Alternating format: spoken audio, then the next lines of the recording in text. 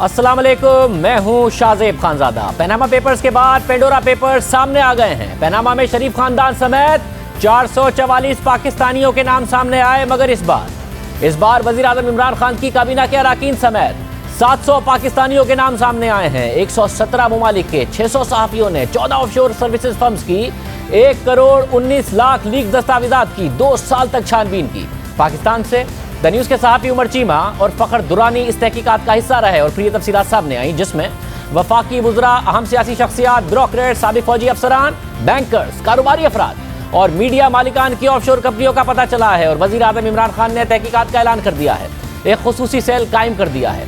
वज़ीर ख़जाना शौकत तरीन, वफाकी वज़ीर और क़ाफ लीग के रहनुमा मोनिस इलाही, वफाकी वज़ीर बराए सनत व पैदावार खुसरो बख्तियार के छोटे भाई उमर शहरियार, साबिक वफाकी वज़ीर और सेनेटर फैसल वाउडा, वज़ीर आज़म के साबिक मुअव्विन खुसूसी बराए खजाना और रेवेन्यू डॉक्टर वक़ार मसूद के बेटे की भी ऑफशोर कंपनी का पता चला है।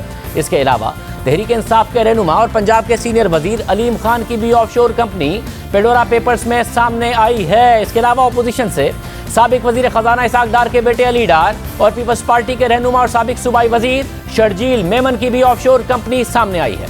पेंडोरा पेपर्स में सामने आने वाली तफसीलात के मुताबिक वज़ीर खजाना शौकत तरीन और उनके खानदान के नाम पर 4 ऑफशोर कंपनियों का इंकिशाफ हुआ है, जो 2014 में रजिस्टर कराई गई और तारिक फवाद मलिक इन चारों कंपनियों के रिकॉर्ड कीपर थे। तारिक फवाद मलिक का नाम ब्रॉडशीट केस में भी सामने आ चुका है। इस हवाले से शौकत तरीन ने मौक़िफ़ अख्तियार किया कि ये कंपनियां उन्होंने अपने बैंक में बैरूनी सरमायाकारी के लिए कायम की थी।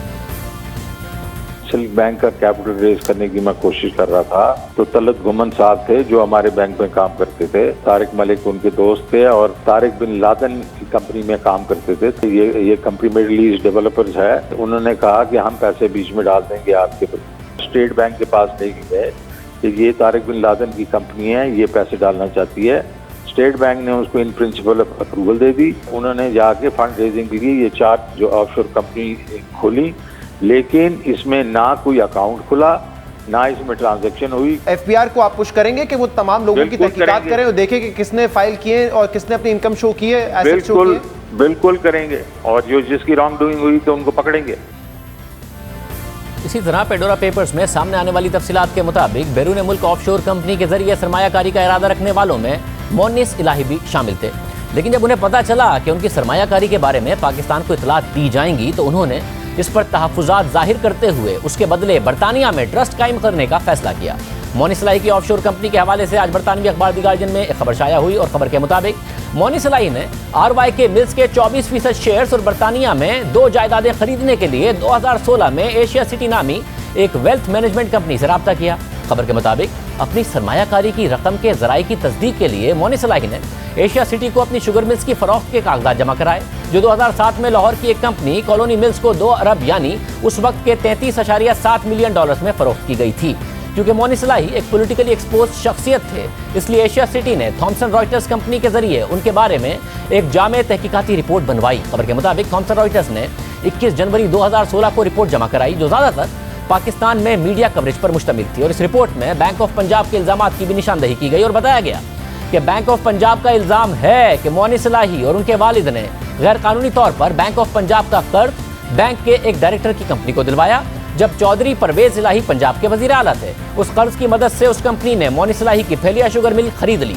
खबर के मुताबिक थॉमसन रॉयटर्स ने एशिया सिटी को खबरदार किया कि मोनिस इलाही से मुंसलिक करप्शन, मनी लॉन्ड्रिंग और फ्रॉड के इल्जामात हैं, मगर साथ ही ये भी लिखा कि चौधरी खानदान ने हमेशा इन इल्जामात की तरदीद की है। खबर के मुताबिक थॉमसन रॉयटर्स की रिपोर्ट में उनके खिलाफ किसी किस्म की गैर कानूनी कार्रवाई के इल्जामात वाज़ेह नहीं किए गए थे, जिसके बाद एशिया सिटी मोनिस इलाही को अपना क्लाइंट बनाने पर राज़ीमंद हो गया और एशिया सिटी ने मोनिस इलाही के लिए RYK शुगर मिल्स की में शेयर्स और बरतानिया में 2 जायदादें खरीदने के लिए सिंगापुर और समूआ में ट्रस्ट फंड्स रजिस्टर कर दिए। खबर के मुताबिक एशिया सिटी ने इसके बाद मोनिस इलाही को बताया कि अगर वो सरमायाकारी की जानिब बढ़ते हैं तो उन्हें बैनुल-अक़वामी इंफॉर्मेशन शेयरिंग सिस्टम यानी CRS के तहत अपनी माली मालूमात पाकिस्तान में मुतल्लिका टैक्स इदारों से शेयर करना होगी, जिस पर मोनिस इलाही ने तहफ़्फ़ुज़ात जाहिर करते हुए एशिया सिटी के साथ सरमायाकारी से ही इनकार कर दिया और एशिया सिटी को बताया कि उन्होंने कानूनी मुशावरत के बाद बरतानिया में ट्रस्ट कायम किया है, जहां उनकी बीवी और बच्चे रिहायशी हैं। अलबत्ता लंदन में उनसे मुंसलिक एक अपार्टमेंट कानूनी तौर पर एक ट्रस्ट को मुंतकिल होने की दस्तावेज़ात जरूर मौजूद हैं। इस हवाले से हमने मोनिस इलाही से रब्ता किया तो उन्होंने जवाब नहीं दिया। अलबत्ता चौधरी बरादरान के तर्जुमान ने मौक़िफ़ अख्तियार किया है कि चौधरी बरादरान को सियासी इंतकाम का निशाना बनाने के लिए फाइलों में गलत और गुमराहकुन मवाद भरा गया माजी में मजमूम मकासद की तकमील के लिए सियासी इंतकाम का निशाना बनाया गया। नाम निहाद एहतसाब के नाम पर हकाइक के बरक्स गुमराहकुन प्रोपेगेंडा किया गया। चौधरी बिरादरान के तर्जुमान ने मौक़िफ़ इख्तियार किया कि चौधरी परवेज़ इलाही और मोनिस इलाही के तमाम असासे कानूनी तौर पर डिक्लेयर्ड हैं। इसी तरह पेडोरा पेपर्स के मुताबिक वफाकी वजीर खुसरो बख्तियार के छोटे भाई मखदूम उमर शहरियार की 2 ऑफशोर कंपनियां हैं जो ब्रिटिश वर्जिन आइलैंड में रजिस्टर्ड हैं। पेडोरा पेपर्स से पता चलता है कि मखदूम उमर ने 2018 में एक ऑफशोर कंपनी के जरिए लंदन के इलाके चेल्सी में $1 मिलियन का अपार्टमेंट अपनी वालदा को मुंतकिल किया। इस हवाले से हमने खुसरो बख्तियार से मौक़िफ़ के लिए रब्ता किया तो उन्होंने जवाब नहीं दिया। अलबत्ता उन्होंने ICIJ को बताया कि उनका भाई एक आज़ाद शख्स है और उसने शुरू से ही अपने तौर पर अपना अलहदा पेशा वराना करियर अपनाया है। मैं उसका कारोबारी शराकतदार नहीं हूँ। इसके अलावा पेडोरा पेपर्स के मुताबिक फैसल बाउडा उनकी अहलिया और उनकी बहन की ऑफशोर कंपनी है। 2018 में उन्होंने नून लीग की एमनेस्टी स्कीम में दुबई और मलेशिया में अपने फ्लैट्स और बरतानिया में अपनी 3 जायदादें जाहिर कर दी थी। हमने फैसल बाउडा से रब्ता किया तो उन्होंने मौक़िफ़ इख्तियार किया कि वो अपनी वालदा के 40वें के बाद मीडिया से बात करेंगे, मगर उन्होंने ICIJ के सामने मौक़िफ़ इख्तियार किया कि उन्होंने टैक्स हुक्काम को अपने दुनिया भर में मौजूद तमाम असासे जाहिर कर दिए हैं। इसी तरह पेडोरा पेपर्स के मुताबिक पंजाब के सीनियर वजीर अब्दुल अलीम खान और उनकी अहलिया ने 1 मार्च 2017 को ऑफशोर कंपनी बनाई और ये दोनों उस कंपनी के रजिस्टर्ड डायरेक्टर हैं। इसी हवाले से हमने अलीम खान से रब्ता किया तो उन्होंने भी जवाब नहीं दिया। अलबत्ता उन्होंने ट्वीट किया कि वो ये कंपनी FBR और इलेक्शन कमीशन में 15 साल से डिक्लेयर कर रहे हैं। ये वो लोग हैं जो वजीर आज़म इमरान खान के करीब हैं या उनकी काबीना में हैं। सियासतदानों के अलावा साबिक फौजी अफसरान की भी ऑफशोर कंपनियां सामने आई हैं। पेडोरा पेपर्स के मुताबिक साबिक सदर परवेज़ मुशर्रफ के military secretary lieutenant general retired Shafatullah Shah के लंदन में महंगे अपार्टमेंट का पता चला है, जिसकी मिल्कियत एक ऑफशोर कंपनी के पास है जो जनरल शफात की अहलिया और उनके बेटे के नाम पर है। इसी तरह साबिक DG counter terrorism major general retired Nusrat Naeem ने 2009 में अपनी रिटायरमेंट के फौरी बाद ऑफशोर कंपनी बना दी और इसके अलावा lieutenant general retired Afzal Muzaffar के बेटे की ऑफशोर कंपनी है जिसके जरिए वो मुत्तहिदा अरब अमारात में कारोबार करते हैं। अहम बात यह है कि जनरल अफजल मुजफ्फर पर जब वो DG NLC थे तो स्टॉक मार्केट में 4 अरब 30 करोड़ रुपए की सरमायाकारी करने और उसके नतीजे में 1 अरब 80 करोड़ रुपए का नुकसान पहुंचाने का भी इल्जाम है। इसी तरह साबिक सेक्रेटरी बराए दिफाई पैदावार लेफ्टिनेंट जनरल तनवीर ताहिर की अहलिया के ऑफशोर कंपनी में शेयर होल्डिंग है। इसके अलावा lieutenant general retired Ali Quli Khan की बहन ने ऑफशोर कंपनी के जरिए बरतानिया में जायदादें खरीदी। और इसके अलावा पेडोरा पेपर्स में सामने आने वाली तफसीलात के मुताबिक साबिक chief of air staff air marshal Abbas Khattak के 2 बेटों की ऑफशोर कंपनी है। इसके अलावा lieutenant colonel retired Raja Nadir Parvez की ऑफशोर कंपनियों का पता चला है। इस हवाले से जनरल शफातुल्लाह का मौक़िफ़ सामने आया है।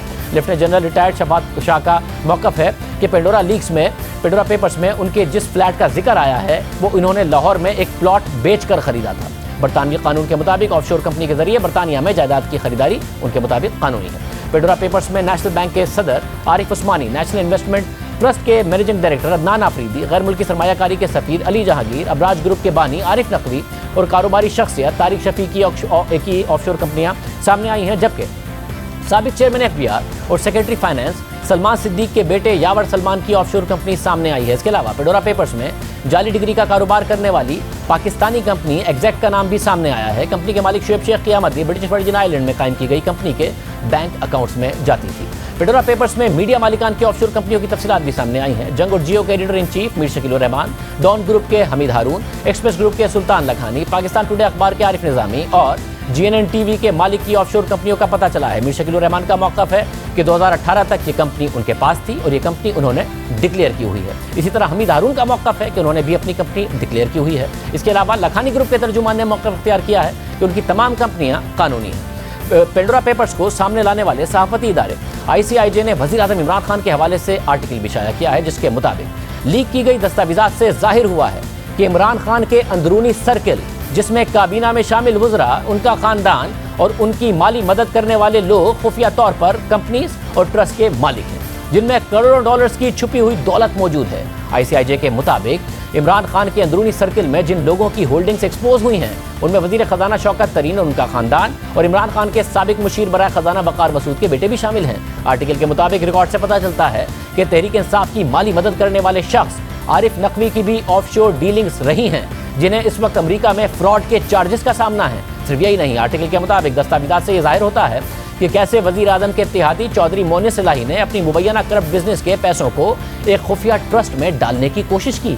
ताकि इन पैसों को पाकिस्तान के टैक्स हुक्काम से छुपाया जा सके। आर्टिकल के मुताबिक ऑफशोर होल्डिंग्स रखने वाले लोगों में फौजी लीडरान और उनके खानदान के लोग भी शामिल हैं। लंदन में एक जायदाद जिसके मालिक भारत के एक मशहूर फिल्म डायरेक्टर के बेटे हैं, वो जायदाद उन्होंने पाकिस्तान के 3 स्टार जर्नैल की अहलिया के नाम पर मुंतकिल की और इस जर्नैल ने ICIJ को बताया कि इस जायदाद को सही तरीके से खरीदा गया है और उसे जाहिर भी किया गया है, जबकि उनकी बीवी ने ICIJ को जवाब नहीं दिया। आर्टिकल के मुताबिक पेडोरा पेपर्स की तहकीकात ने सिविलियन हुकूमत और मिलिट्री लीडरान को एक्सपोज किया है जो उस मुल्क में एक बड़ी दौलत छुपाते हुए नजर आ रहे हैं जो गुर्बत और टैक्स चोरी से घिरा हुआ है। आर्टिकल के मुताबिक लीक होने वाले रिकॉर्ड से पाकिस्तान की अशराफिया की तरफ से ऑफशोर सर्विसेज का इस्तेमाल जाहिर होता है जो पनामा पेपर्स की फाइंडिंग्स के नताइज के मद्दे मुकाबिल है। पनामा पेपर्स से नवाज शरीफ का जवाल शुरू हुआ और इमरान खान के इक़्तिदार की तरफ बढ़ने की राह हमवार हुई। आर्टिकल के मुताबिक पेडोरा पेपर्स से ये बात जाहिर हुई है कि पाकिस्तान के साबिक एक अहम जर्नैल और साबिक सदर परवेज मुशर्रफ के मुआविन जनरल शफातुल्लाह की अहलिया ने 2007 में $12 लाख में लंदन में एक फ्लैट ऑफशोर ट्रांजैक्शंस के जरिए खरीदा और ये जायदाद जनरल शफात की अहलिया के नाम पर एक ऑफशोर कंपनी ने ट्रांसफर की जिसके मालिक अकबर आसिफ थे जो एक अमीर बिजनेसमैन हैं और जिन्होंने लंदन और दुबई में रेस्टोरेंट खोल रखे हैं। आर्टिकल के मुताबिक अकबर आसिफ भारतीय फिल्मी डायरेक्टर के आसिफ के बेटे हैं और अकबर आसिफ ने एक बार लंदन में साबिक सदर परवेज मुशर्रफ से मुलाकात की और पाकिस्तान में भारतीय फिल्मों पर पाबंदी के पेश नज़र अपने वालिद की फिल्म को इस पाबंदी से इस्तिस्ना फराहम करने की भी दरख्वास्त की और जनरल मुशर्रफ ने उन्हें ये इस्तिस्ना फराहम भी कर दिया और बाद में पाबंदी भी हटा दी। आर्टिकल के मुताबिक लीक दस्तावेजात से पता चलता है कि ऑफशोर कंपनियों के जरिए अकबर आसिफ के पास अरबों डॉलर्स के असासों का पोर्टफोलियो है और इन्हीं ऑफशोर कंपनियों में एक कंपनी तलहा लिमिटेड है जो ब्रिटिश वर्जिन आइलैंड में रजिस्टर्ड है और इसी कंपनी के जरिए पाकिस्तान के साबिक जर्नैल शफातुल्लाह की अहलिया के नाम लंदन की जायदाद मुंतकिल की गई। आर्टिकल के मुताबिक जनरल शफातुल्लाह ने ICIJ को बताया है कि लंदन की जायदाद एक साबिक फौजी साथी के जरिए खरीदी गई थी जो उस वक्त लंदन के रियल एस्टेट फर्म्स में एक कंसल्टेंट के तौर पर काम कर रहे थे, न कि अकबर आसिफ के साथ जाती ताल्लुकात की बुनियाद पर यह प्रॉपर्टी खरीदी गई। आर्टिकल के मुताबिक जनरल शफात ने कहा है कि लंदन की यह जायदाद उनकी अहलिया के नाम पर इसलिए रखी गई क्योंकि उनके अपने नाम पर पहले से जायदादें मौजूद थीं और उनकी अहलिया के नाम पर कोई जायदाद नहीं थी ताकि टैक्स कटौती के मामलात को बैलेंस किया जा सके।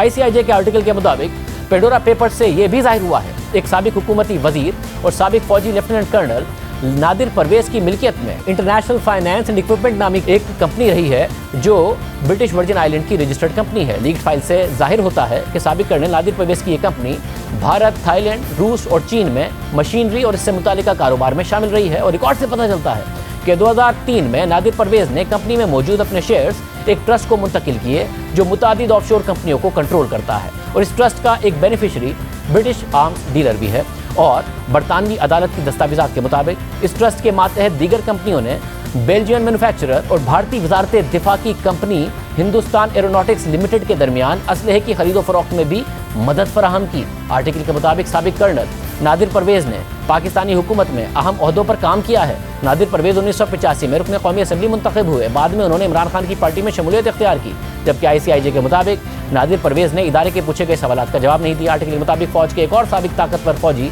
जिनका इस लीक में नाम आया है वो मेजर जनरल नुसरत नईम है जो एक वक्त में ISI के काउंटर इंटेलिजेंस के डायरेक्टर जनरल रह चुके हैं। आर्टिकल के मुताबिक मेजर जनरल नसीम की मिल्कियत में ब्रिटिश वर्जिन आइलैंड की company Afghan oil and gas limited थी जिसे उनकी रिटायरमेंट के कुछ ही अरसे बाद यानी 2009 में रजिस्टर किया गया, जबकि मेजर जनरल नसीम का कहना है कि यह कंपनी उनके एक दोस्त ने कायम की थी और उन्होंने किसी भी माली ट्रांजैक्शन के लिए इस कंपनी का इस्तेमाल नहीं किया। आर्टिकल के मुताबिक उमर और अहद खटक जो पाकिस्तान एयरफोर्स के साबिक सरबरा अब्बास खटक के बेटे हैं, उन्होंने 2010 में ब्रिटिश वर्जिन आइलैंड में एक कंपनी रजिस्टर की ताकि बिजनेस से हासिल होने वाली रकम को स्टॉक्स, बॉन्ड्स, म्यूचुअल फंड्स और रियल एस्टेट में इन्वेस्ट किया जाए। आर्टिकल के मुताबिक वज़ीर-ए-आज़म इमरान खान के इंडस्ट्रीज के वजीर खुसरो बख्तियार के भाई उमर बख्तियार ने 2018 में लंदन में $10 लाख का अपार्टमेंट ऑफशोर कंपनी के जरिए अपनी वालदा को ट्रांसफर किया, जबकि पाकिस्तान की एंटी करप्शन एजेंसी यानी नैब भी इन इल्जामात की तहकीकात कर रही है कि खुसरो बख्तियार के खानदान की दौलत में उस वक्त से नाकाबिल वजाहत तरीके से इजाफा होना शुरू हुआ जब से खुसरो बख्तियार पहली मरतबा 2004 में परवेज मुशर्रफ की हुकूमत में वजीर बने, जबकि खुसरो बख्तियार ने ICIJ को तहरीरी तौर पर यह बयान दिया कि नैब की तहकीकात की बुनियाद बेबुनियाद इल्जामात पर है जिसमें उनके खानदान की माजी की दौलत का कम अंदाज़ा लगाया गया है और इन तहकीकात ने अब तक बाकायदा एक कंप्लेंट की शक्ल भी इख्तियार नहीं की है। आर्टिकल के मुताबिक ये जाहिर होता है कि वज़ीर-ए-आज़म इमरान खान के साबिक वजीर बराए आबी वसाइल फैसल बाउडा ने 2012 में एक ऑफशोर कंपनी बनाई ताकि बरतानवी प्रॉपर्टीज में सरमायाकारी की जाए। फैसल वाउडा ने ICIJ को बताया है कि उन्होंने दुनिया भर में उनके नाम पर असासे पाकिस्तानी टैक्स हुक्काम के सामने डिक्लेयर किए हुए हैं। पेंडोरा पेपर्स की लीक से मुताल्लिक ये तमाम तर तफसीलात थी जो हमने आपके सामने रखी हैं। जबकि गुज़िश्ता रोज़ पेंडोरा पेपर्स की लीक्स पर वज़ीर आज़म इमरान खान ने ट्वीट करते हुए रद्दअमल दिया था कि पेंडोरा पेपर्स का खैर मकदम करते हैं। ये पेंडोरा पेपर्स अशराफिया की नाजायज़ दौलत को बेनकाब करते हैं। अक़वाम मुत्तहिदा के इदारे ने चोरी शुदा असासों का तखमीना $60 ट्रिलियन लगाया है। ये दौलत बड़े पैमाने पर ऑफशोर टैक्स हेवन्स में मुंतकिल की गई है। वज़ीर आज़म इमरान खान ने कहा कि मेरी हुकूमत पेंडोरा पेपर्स में सामने आने वाली तमाम शहरियों की तहकीकात करेगी। अगर कोई गलती साबित हुई तो मुनासिब कार्रवाई करेंगे। फिर उसके बाद आज वज़ीर आज़म इमरान खान की सरबराही में कानूनी टीम का इजलास हुआ और फिर वफाकी वज़ीर इत्तलात फवाद चौधरी ने ट्वीट किया कि वज़ीर आज़म इमरान खान ने पेंडोरा लीक्स की तहकीकात के लिए वज़ीर आज़म इंस्पेक्शन कमीशन के तहत एक आला सतह का सेल कायम किया है। ये सेल पेंडोरा लीक्स में शामिल तमाम अफराद से जवाब तलबी करेगा और हक़ाइक़ कौम के सामने रखे जाएंगे। जबकि जियो न्यूज़ के ज़राए के मुताबिक FIA, NAB, FBI और एंटी करप्शन इस मामले की तहकीकात करेंगे और इस मामले के TORs बनाने की हिदायत वज़ारत कानून को कर दी गई है। यानी हुकूमत कह रही है कि तमाम अफराद से पूछगछ होगी जिसमें हुकूमती लोग भी शामिल होंगे। यानी सबकी एक साथ तहकीकात की बात की जा रही है। अपोजिशन हुकूमती वज़रा से इस्तीफ़े का मुतालबा कर रही है।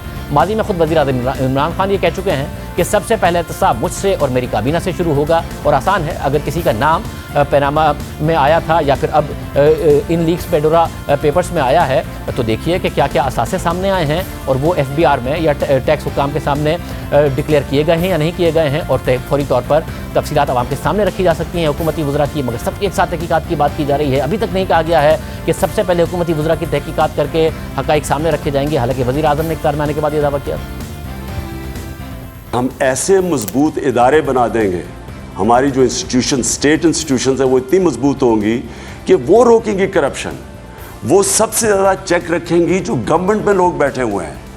इमरान खान पे चेक रखेगी, इमरान खान के वज़ीरों पे रखेगी। अकाउंटेबिलिटी शुरू होगी मेरे से, फिर होगी मेरे वज़ीरों से, फिर हम नीचे जाएंगे।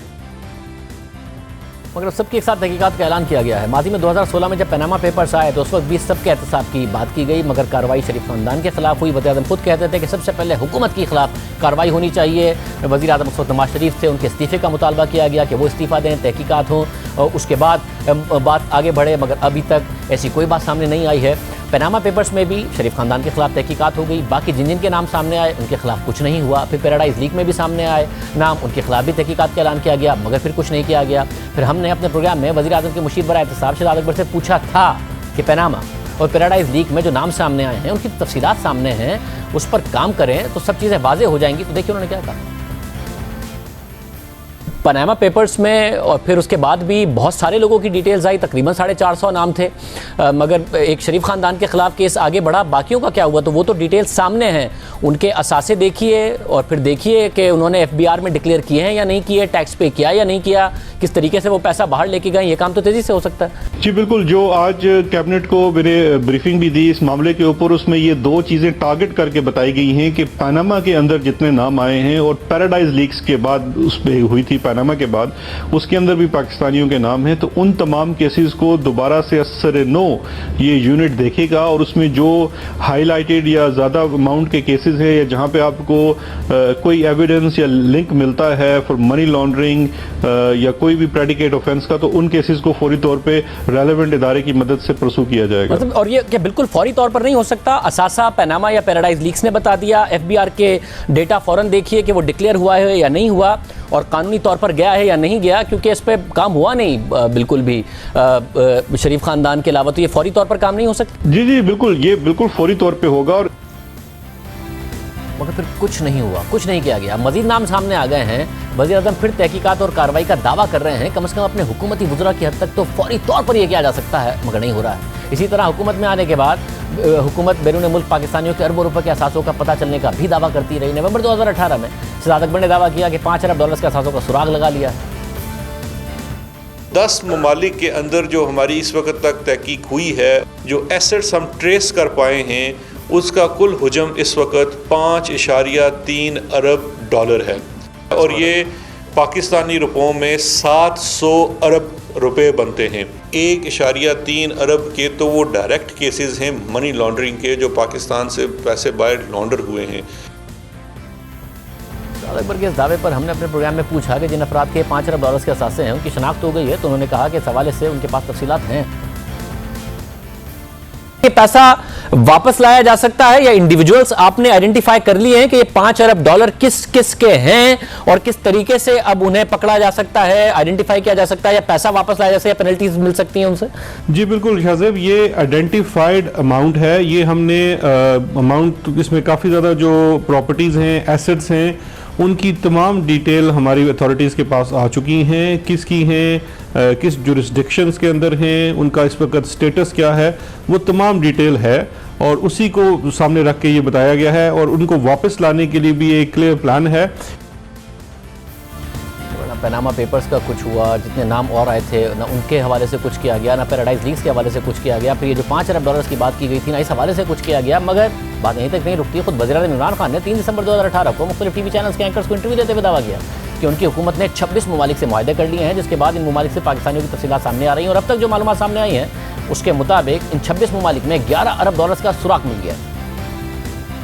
26 मुल्कों से जो अब तक डेटा आया और अभी डेटा खुलता जा रहा है, आप हैरान होंगे कि 26 मुल्कों से जो अब तक पाकिस्तानियों के बैंक अकाउंट्स आए हैं वो 11 अरब डॉलर हैं। 11 अरब डॉलर। हम यहाँ 4-4, 5-5 अरब डॉलर के लिए दुनिया के चक्कर लगा रहे हैं। 11 अरब डॉलर पाकिस्तानी शहरियों के।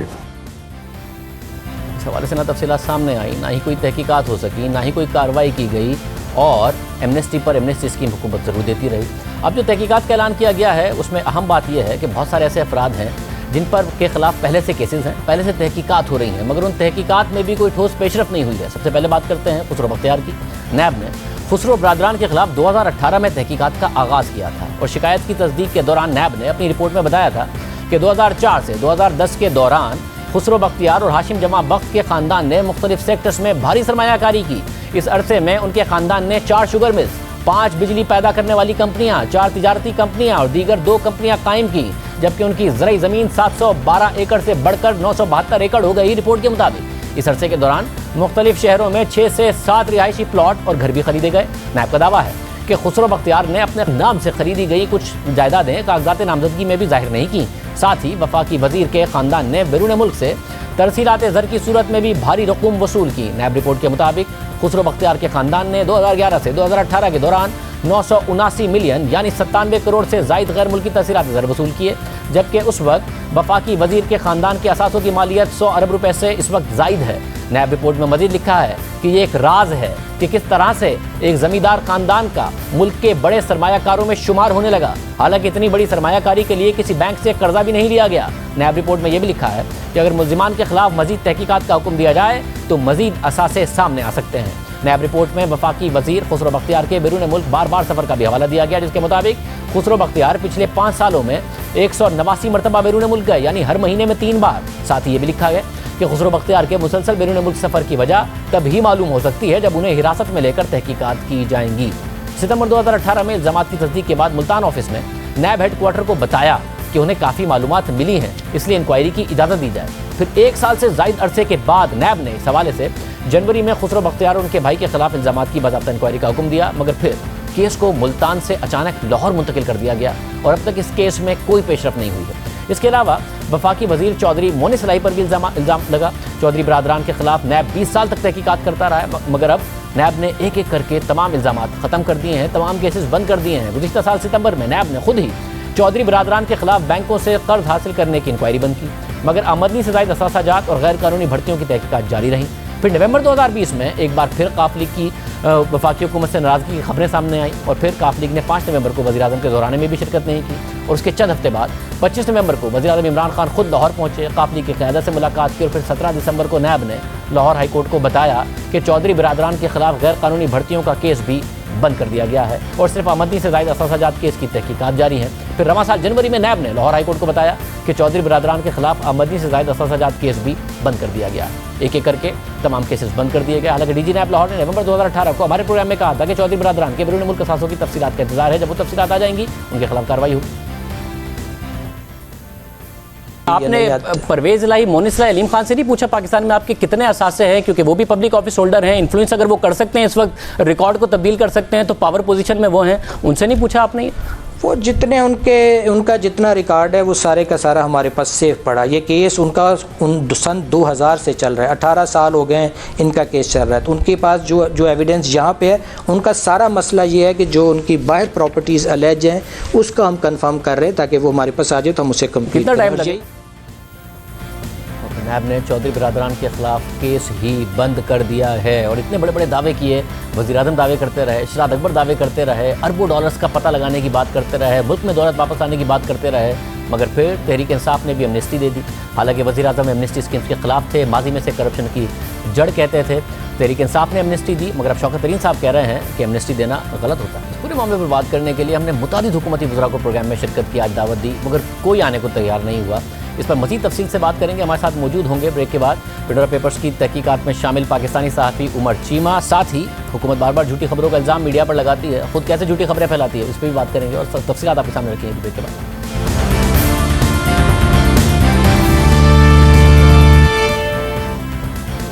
दोबारा खुश आमदीद नाज़रीन। पाकिस्तान से इन पेंडोरा पेपर्स पर तफसील से जो काम किया है वो उमर चीमा साहब ने और सहाफ़ी फ़खर दुरानी ने किया है। उमर चीमा साहब भी हमारे साथ मौजूद हैं। उमर चीमा साहब बहुत शुक्रिया। उमर चीमा साहब, ज़ाहिर है पनामा लीक्स में आपने काम किया, पाकिस्तान से पेंडोरा पेपर्स पे काम किया, पनामा से लेकर पेंडोरा तक बड़े बड़े दावे और वादे पाकिस्तान के अवाम से किए गए। तहकीकात होगी, मुल्क में लूटी हुई दौलत वापस लाई जाएगी, अब यहाँ से पाकिस्तान का निज़ाम बेहतर हो जाएगा। एक दफ़ा फिर वज़ीर-ए-आज़म इमरान खान वादा कर रहे हैं कि जी एक एक की तहकीकात होगी, तफसीलात सामने लाई जाएंगी और इसके अलावा कार्रवाई होगी। आपका अपना तजर्बा कहता है और कोई उम्मीद आप रखते हैं कैसा होगा? देखें, अभी तो हमने जो चीज़ हमारे सामने है वो यही है कि उन्होंने ऐलान किया है। आगे ये कमीशन या जो ये टीम जो कमेटी उन्होंने बनाई है वो क्या करती है वो वक्त के साथ पता चलेगा। अगर आप तजर्बे की बात कर रहे हैं तो इतनी ज़्यादा वसूख के साथ नहीं कहा जा सकता कि जो दावे किए जाते हैं वैसा ही होगा। हमें अब मेरे ख्याल वक्त आ गया कि हम ज़्यादा देखें कि जो दावे हैं और जो अमली इक़दामात हैं उनमें कितना फ़र्क है, और जो अमली इक़दामात हैं जब तक वो नहीं होते हमें उस चीज़ पर सवाल उठाते रहने चाहिए और उनको उनके वादे याद करा सकते हैं, और इसके अलावा तो कोई हमारे पास सलूशन नहीं है। वैसे मुझे साथ में भी बताइएगा कि कम अज़ कम ज़ाहिर है जिसकी भी कोई अगर ऑफशोर कंपनी है, लाजमी नहीं है कि उसने कोई गलत काम किया है, तो अपने वुज़रा की हद तक या अपने अरकान पार्लियामेंट की हद तक ये बहुत ज़्यादा आसान नहीं है कि फौरी तौर पर देखा जाए कि जी पेपर्स में क्या आया है, कितना उन्होंने डिक्लेयर किया है, कितना इलेक्शन कमीशन को या एफबीआर में डिक्लेयर किया हुआ है, उससे मवाजना करने फौरी तौर पर नहीं पता चल जाएगा जिस पे वज़ीर-ए-आज़म कह सके कि जी मैंने अपनी काबीना की और अपने अरकान की कर ली है तहकीकात, ये सही साबित हुई है या नहीं सही साबित, उनके जो दावे वो ठीक है या नहीं है। ये बिल्कुल दुरुस्त है, बल्कि उसमें कुछ लोग तो ऐसे भी हैं जैसे वो खुसरो बख्तियार हैं, उनके हवाले से उन्हें नैब से भी रिपोर्ट लेनी चाहिए कि उन पर जो इंक्वायरी अप्रूव हुई है वो अभी तक क्यों नहीं चल रही। जो फैसल वाडा साहब के हवाले से जो मसाइल चल रहे हैं उनका उन्हें नोटिस लेना चाहिए, और ये कोई नए नहीं हैं, पुराने चल रहे हैं। अभी तो चूँकि ये एक इंटरनेशनल स्कैंडल है और लिहाजा यानी कि हमारी एक ओवरऑल हिस्ट्री है यानी कि मौजूदा गवर्नमेंट की भी कि जो एक नैरेटिव चल रहा हो वो चाहते हैं कि हम उसको ओन कर लें और हम कहें जी कि असल में पिछले 22 साल की हमारी भी यही जद्दोजहद है। तो उस हद तक तो ये चीज़ें हुई हैं। बाकी जो रिकॉर्ड कोई इतना कोई शानदार नहीं है, जो एहतसाब का अमल है वो बड़ा महदूद है और मुखालफीन तक ही नज़र आ रहा है, यानी कि वो ओवरऑल अक्रॉस दी बोर्ड या कि भाई यानी कि ये अगर तासर कायम किया जाता कि इस मामले में चाहे वो कोई अपना इत्तेहादी हो, चाहे अपनी जमात का बंदा हो या चाहे मुखालफीन है, सब के लिए एक म्यार होगा। पहले तो ऐसी चीज़ नहीं आई। आपकी बात दुरुस्त है कि उन्हें ये चीज़ें उनसे पहले कल की रिपोर्ट आई है और उन्हें ये चीज़ें कोई पता करते हुए ज़्यादा टाइम नहीं लगता। हाँ, यानी कि ये है कि वो कहते हैं कि मैं इब्तदाई तौर पर मेरी ये राय है, आगे हम इसकी फ़र्दर इन्वेस्टिगेशन करना चाहते हैं। उनका अपना मौक़िफ़ ये है यानी कि हम इसको फ़र्दर जो है डबल चेक करना चाहते हैं और उसके लिए हमने ये कमीशन बनाया है। वैसे मुझे साथ में बताइएगा, खुसरो बख्तियार के हवाले से भी आपने बात की, गालिबन जो तफसीलात थी वो आप ही की स्टोरी में रखी गई थी कि नैब किन किन मामलात की तहकीकात कर रहा है, कहाँ तक मामला पहुँचा, फिर वो नैब मुल्तान से नैब लाहौर मुंतकिल हो गया। कोई उस हवाले से कोई पेशरफ नहीं हुई है? उस हवाले से यही पेशरफ्त है कि जो शिकायत कुनिंदा है वो कभी लाहौर हाई कोर्ट में जाता है, कभी सुप्रीम कोर्ट में जाता है, ताकि उधर से वो नैब को प्रेशराइज़ करे यानी उधर से डायरेक्शन ले कि इस काम को आगे बढ़ाया जाए, और उसी के नतीजे में ये हुआ कि वो केस जो है वो मुल्तान से लाहौर ट्रांसफ़र हो गया और अभी तक उधर पड़ा हुआ है। आपके यानी कि आपने जितना नैब को क्लोजली वॉच कर रहे हैं, आपके तो इल्म में है कि लोगों को इब्तदाई तौर पे जो तफ्तीश होती है उसमें गिरफ़्तार कर लिया जाता है। इनके मामले में जो कंप्लेन वेरिफिकेशन का प्रोसेस है वो भी मुकम्मल हो चुका है और इंक्वायरी भी एक स्टेज पर उन्हें अप्रूव करनी पड़ी जब ये उसमें अदालतें दरमियान में इन्वॉल्व हुई, लेकिन आगे कुछ चीज़ें नहीं चल रही। और जो खुसरो बख्तियार हैं उन्होंने ICIJ को इस बारे में जो मौक़िफ़ दिया था, उन्होंने कहा जी कि जो नैब है उसको उनकी माली हैसियत को अंडर एस्टिमेट किया है, यानी कि वो ये नहीं है कि कुछ सियासत में आने के बाद वो इतने को मुतमव्वल हुए हैं या उनके पास पैसे आए हैं। वो पहले से ही जो हैं वो बड़े एक जद्दी पुश्ती किस्म के अमीर आदमी हैं। और साहब मुझे ये भी बताएगा कि पनामा पेपर जब आए तो जाहिर है किस तरीके से GIT बनी, किस तरीके से नवाज शरीफ के ख़िलाफ़ तहकीकात हुई। बतौर एक रिपोर्टर के जिसने उन पर काम किया था, आप कोई भी रिपोर्टर चाहेगा कि उसकी जो तहकीकाती रिपोर्ट है उस पर काम हो, मंतकी अंजाम तक चीज़ें पहुँचें, अगर किसी ने पैसा लूटा है वो वापस आए। ये हुकूमत आई तो हमने भी बार बार उनसे सवाल किया था कि इतने सारे नाम थे, बाकियों के खिलाफ तहकीकात होगी, तो ये कहते थे हाँ जी हमारे पास सारी इन्फॉर्मेशन है, बाकियों के खिलाफ भी तहकीकात होगी, पैसा वापस आएगा। फिर एमनेस्टी स्कीम्स भी आई, कुछ होता आपको दिखा या उसमें अभी भी कुछ हो सकता है या वो चैप्टर अब क्लोज ही समझा जाए? शायद मैं तो बड़ी मायूसी भी होती है कि ओवरऑल हमारा एक बड़ा नी जर्क रिएक्शन होता है कि जब कोई चीज़ इस तरह की आती है हमें ऐसे लगता है जी कि जैसे इसके बारे में तो हमें पहले कुछ आइडिया नहीं था, अच्छा ये भी हो गया है, हम इस पर कुछ एक्शन लेंगे। कुछ 4 दिन गुजरते हैं, हमारे यहाँ जो एक बहरान से दूसरे दरमियान का फासला होता है उसमें कुछ शायद कोई कमेटी वगैरह बन जाती हैं, इससे ज़्यादा तो कुछ नहीं हो जाता। आप देख लें कि जो पहले अभी मौजूदा गवर्नमेंट में आकर ही कमीशन बने हैं वो किस मंतकी अंजाम तक पहुँचे हैं, कुछ ऐसा नहीं हुआ।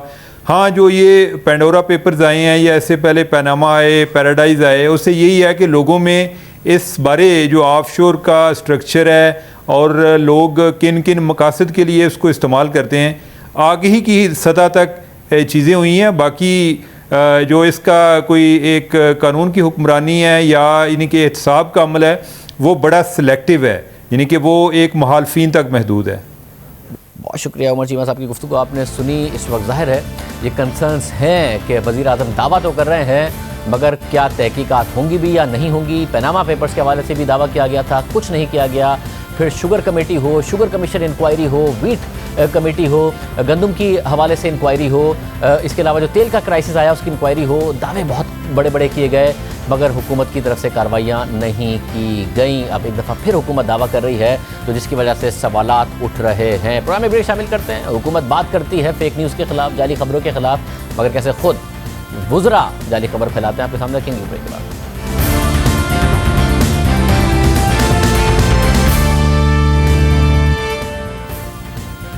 गुज़िश्ता रोज़ पेडोरा पेपर्स में कई अहम शख्सियात के नाम सामने आए तो मरियम नवाज के साहबजादे जुनैद सफदर का नाम भी मीडिया पर आया। बाद में पता चला कि ये एक फेक न्यूज़ थी, जाली खबर थी, मगर बदकिस्मती से वफाकी काबीना के अहम अराकीन भी इस फेक न्यूज़ का हिस्सा बने और उसे आगे बढ़ाते रहे। कल रात 10:59 पर वज़ीर आज़म के मामले खुसूसी शहबाज गिल एक TV प्रोग्राम में शरीक थे जिसमें सरकारी TV के हवाले से जुनैद सफदर का नाम लिया गया तो शहबाज गिल ने कहा कि उमर चीमा की तो सारी खबरों पर बयान दिए जा रहे हैं, अगर PTV ने खबर दी है तो इसकी भी मान लें।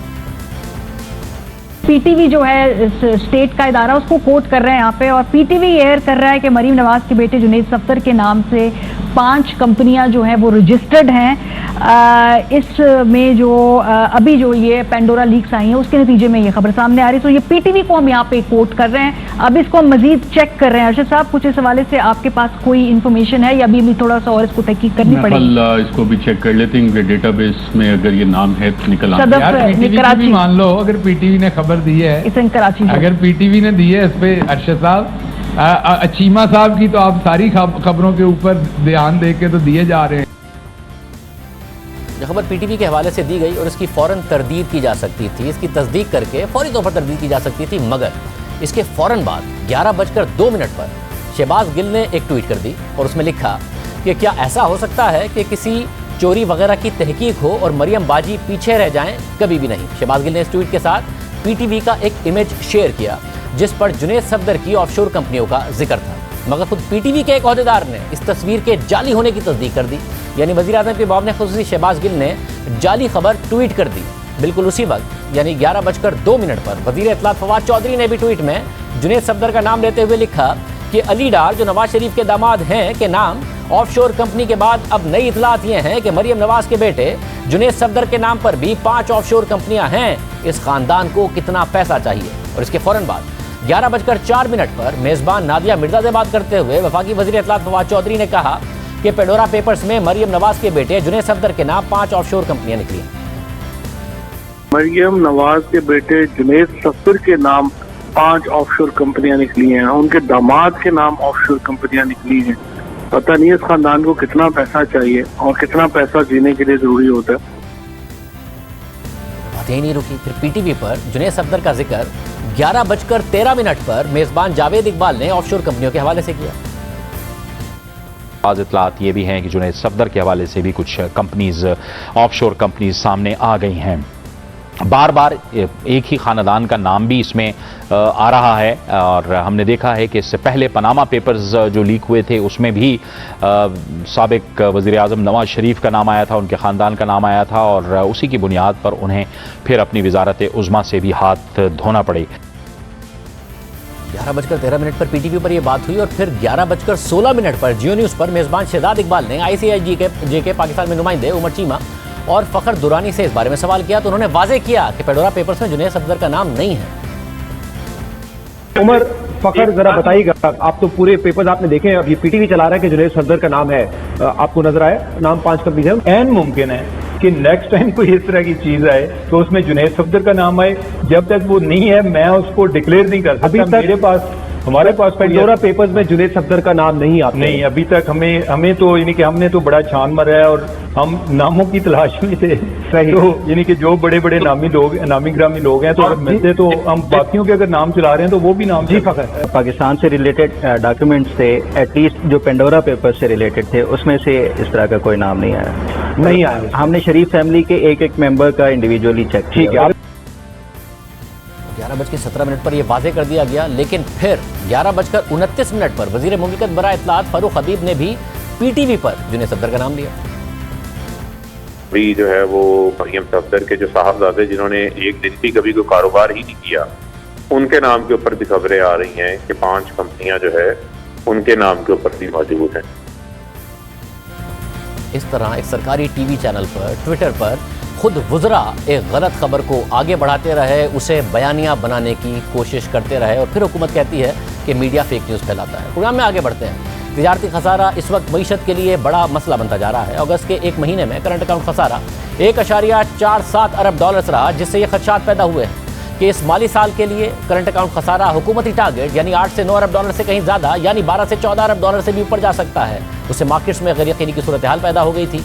रुपया तेजी से गिरा, डॉलर के मुकाबले में 170 से नीचे चला गया। स्टॉक मार्केट में मंदी हुई और आज जो सितंबर के महीने के तिजारती खसारे के नंबर सामने आए हैं वो भी इसी परेशान कुन सूरत हाल की तरफ इशारा कर रहे हैं। एक बार फिर मुल्क का तिजारती खसारा सिर्फ एक माह में 4 अरब डॉलर से ऊपर रहा है। एक बार फिर मुल्क की दरामदाद तारीख की बुलंद तरीन सतह पर हैं और 6 अरब डॉलर से ऊपर 6.42 अरब डॉलर्स रहीं। बरामदाद 2.4 अरब डॉलर्स रहीं, यानी दरामदाद में इजाफा बरामदाद में इजाफे से कहीं ज़्यादा है, खुद हुकूमती अंदाज़ों से कहीं ज़्यादा है, जिसकी वजह से खसारा टारगेट और तवक्कात से बहुत ज़्यादा है।